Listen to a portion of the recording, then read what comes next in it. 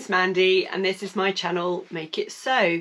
Today is all about my collaboration with the lovely Laura from Sew Very Laura, and we were making the Sorrento jacket by Sew Over It.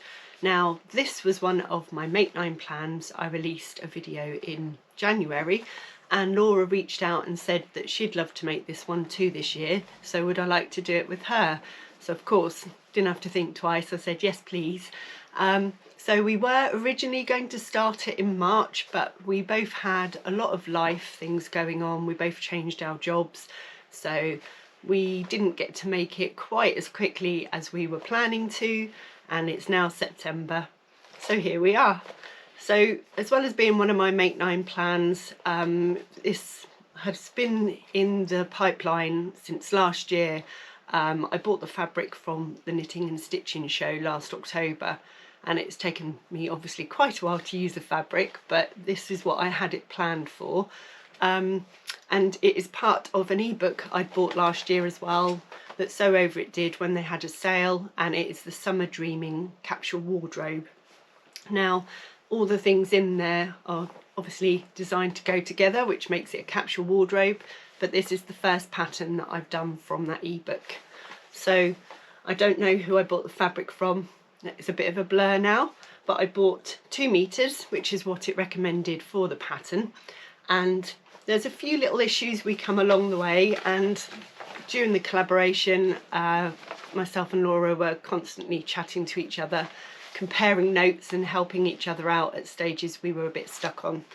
So the first thing we both noticed, and I'm sure she'll talk about it in her video, obviously pop over and see that after you've watched mine, was the layout plans. Now I do tend to just do it myself normally, but I wanted to follow it to make sure that I covered all the pieces, because there were 17 pieces on this one. But the only thing what they've done is, where they've written fold and selvage, they've got it round the wrong way. So luckily I noticed that before I cut it out. And also they've got the waistband as if you're cutting 2 of them, but you don't need to, just so you know, and I'll save you some fabric. In my case I did need the second one, and I'll talk about that in a little while. So that was the first thing I found, and I'll talk about something else later as well. So I'm going to show you a little clip here of all the pieces I had to cut out, and you can see why it takes so long to make and why they class it as a longer make. It's a slightly cropped denim jacket, so I did leave the length as they have it in the pattern, but I did add an inch to my sleeves because I've got very long arms, should I say, not very long sleeves, and I didn't really want the jacket riding up, although I know Lisa did model it with the actual sleeves rolled up in one of her photos, and that just makes it a more casual look. So I'm going to now put a video of myself and Laura chatting, and then I'll come back to you afterwards. Hello. Hello. Welcome to Sorrento City. Yes. In a village. In a village, not far from, miles from Sorrento. Miles from Sorrento, but the weather's quite nice. Yeah, it's a good day. A village just outside Lincoln called Scotland, and yes. We are at a sewing social. We are, although obviously as you can gather we're not actually sewing at the moment because we're here to reveal our Sorrento jackets by Sew Over It. And by the time that we've managed to film this properly, they'll have finished sewing anyway. They would have done, wouldn't they? So yeah, so we've had a lovely day. We have, yes. And we both finished our Sorrentos. Just Like yes. I finished mine this morning while I've been here. And I finished mine Friday night. So yeah, but it's taken us longer than we hoped. Partly because of life, but partly not entirely. Partly because of the pattern a bit. Yeah, it's quite an in-depth pattern in that you've got so many stages to follow and so many pieces to join together and then top stitch, that it took us a lot longer, I think, than we thought it would. But yeah, because we kept messaging each other on Instagram, and both of us were doing things like, we both cut 2 waistbands. Yes, but you'll find out when we talk about it separately why. Yeah, so we'll each talk about how we found the pattern separately, but we did have quite a lot of bits in common where we were going, yes, this doesn't seem quite right, but we got here. Yeah. I would definitely say don't do the pattern if you don't like top stitching. No. And I think it's been a really good collaboration, because to me a collaboration is where you both agree to, you want to make something, but we talked about it constantly, didn't we? We compared notes and helped each other, and that's what I think is so good about it. It's been really fun, and also where you constantly put off the date you said you'd do it by, because neither of you has done it. Although we weren't always doing it. It was kind of like a very long whip. It wasn't because we hadn't started it. No, and also other things kept sparkling more at me, and I got distracted because they didn't need top stitching for a start. And I had a holiday. You had a holiday. And I had a holiday. So, you know. And neither of us could take our sewing machine, because you were in the States and I was in a tent. So, and I wasn't allowed to take my sewing machine. I did take a pattern and I cut it out. Where did I take with me? Oh, I took the Busy Bee Ollia, which is what I'm wearing underneath. But weirdly, we both went for a similar shade. Similar, didn't we? But we both got slightly stretchy denim. Where did you get yours from? Higgs and Higgs. Oh yeah, and I got mine from Sewing for Pleasure show in March. And I went to Knitting and Stitching show. Can't remember where I got it from. A store. A store. Might have been Higgs and Higgs. It might have been. I just can't remember. No, they're not dissimilar. I bet they're the same sort of white. And then you used a lovely red top stitch, sort of rusty, sort of rusty colour. But I could not get the top stitching thread to do the buttonholes, so that's kind of like one shade out, but you can't really tell. That's why I did mine in a normal thread, because I just wasn't even going to go there with that. No, but you've got your top stitching kind of. Is it variated or variegated?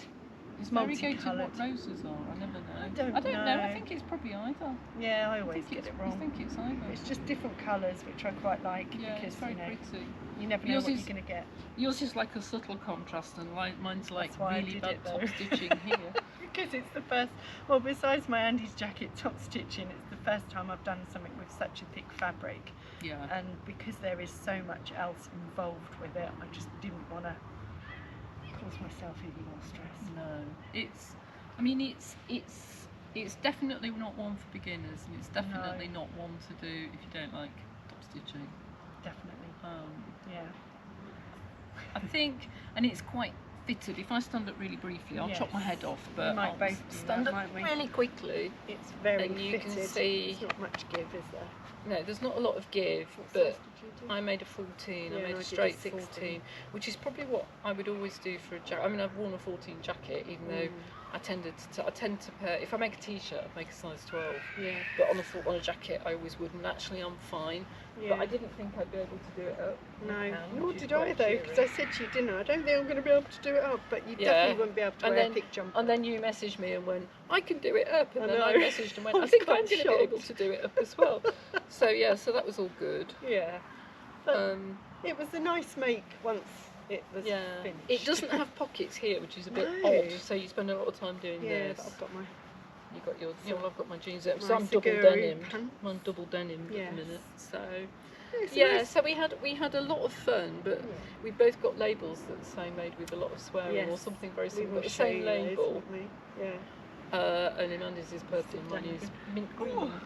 Yes, but they definitely ring true to how the make went. They definitely ring true. Yes, but yeah, I mean.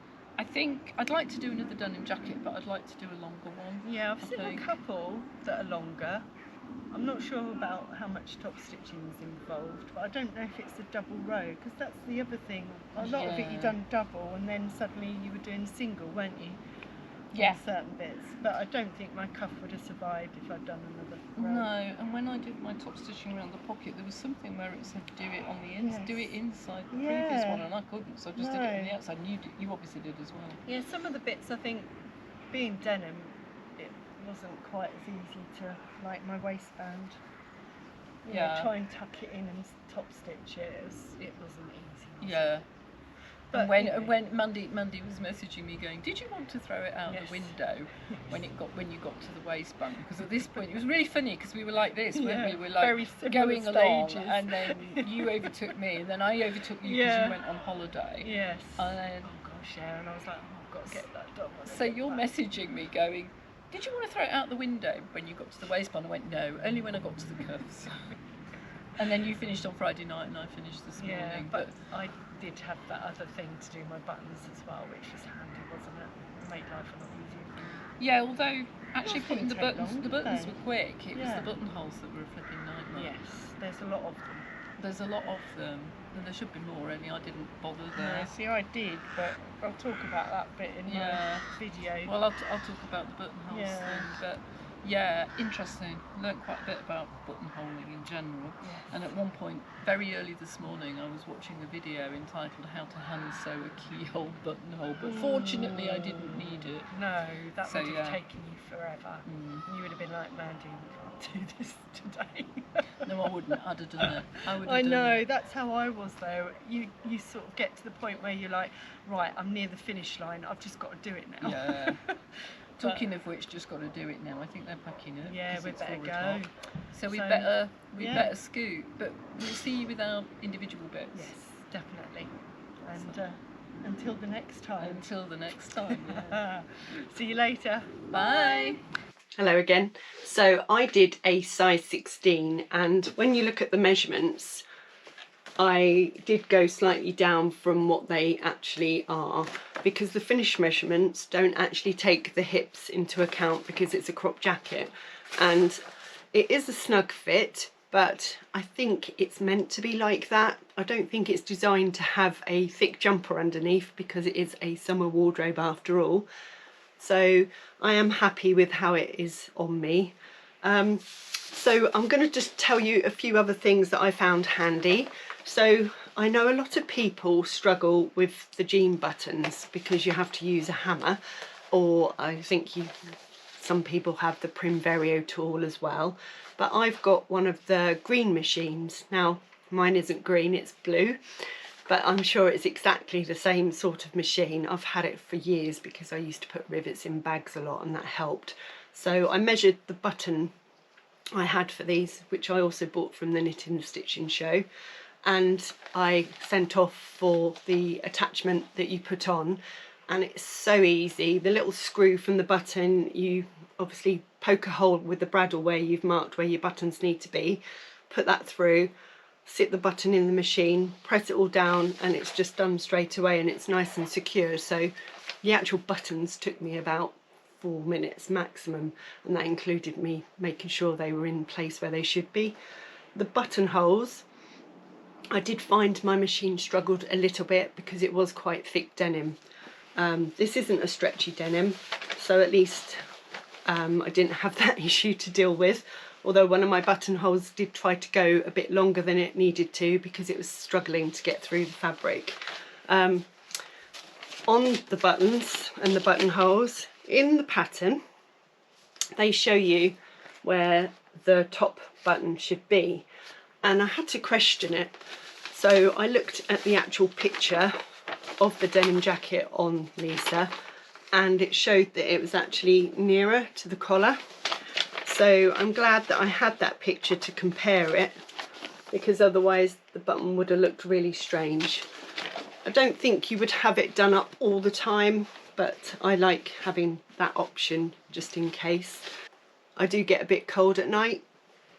So I didn't use a solid colour top stitching thread, I just used the Variegated Thread that Gutermann do, and I like the option because it's got all different blues and greens, and because this has got like a blue and a greeny tint to it, I just liked how that was. There was a lot of top stitching and it's not for the faint-hearted, and I think it did take me a while to get into it because I've just finished doing 2 Andy's jackets that also had lots of top stitching. So I used a jeans needle, and you are supposed to change over at times to a top stitching needle. It worked okay for single layers, but I found I needed my jeans needle for the thicker layers. I also didn't go by the measurements that they recommend, which I'll put on the screen, because I found that it wasn't actually catching some of the seams underneath otherwise. So I did it with an Edgestitch Foot until my bonina went wrong, and then just used the edge of the foot to do the next row. So I'm quite happy with how it turned out, really. So the sleeve placket was one thing that I was a bit confused on to start with.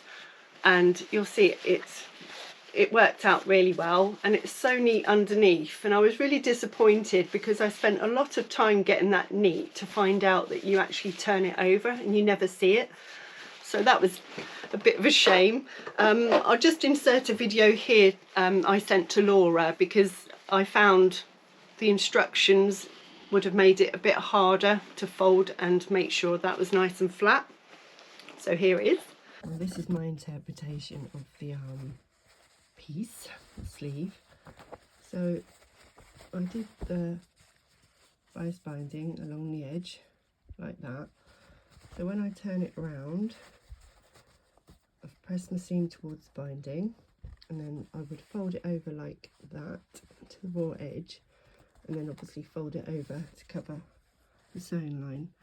But because of this bulk, what I've done on the other one, as you'll see, is I've trimmed half of this away so that when that's less there, I can't really show you properly, but basically when I fold it over, I'll be able to cover the stitch line better. Let me know how you do it. Maybe I'm doing it wrong, but I think there's going to be less bulk when I'm sewing as well, so my machine will love me. Bye for now.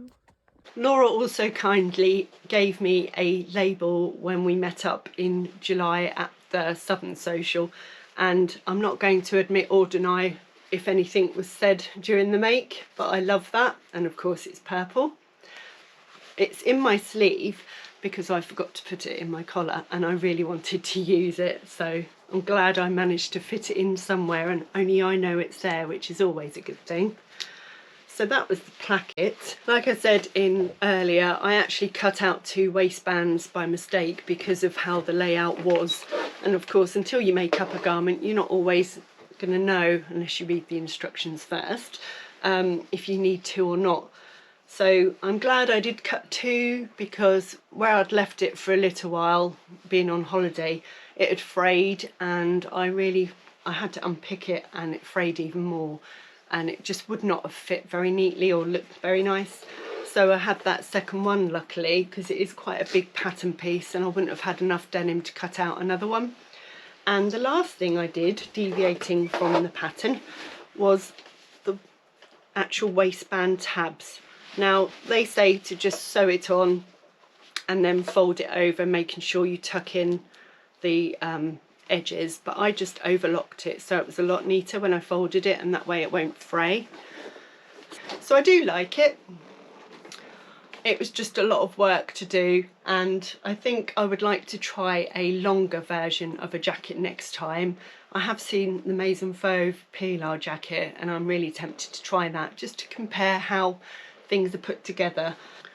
I did struggle with the waistband, which is why when Laura and I were talking, we said about throwing it out the window, because you have to fold this part over to the right side and tuck in this pattern piece here, and trying to get that to sit right while you're top stitching. It was really hard because it's quite thick there, but it's changed the shape slightly of what the waistband should look like probably. I call it a slanted waistband, but it doesn't, you don't really notice it when I've got the jacket on, so to me that's just a small thing that I could have improved on maybe.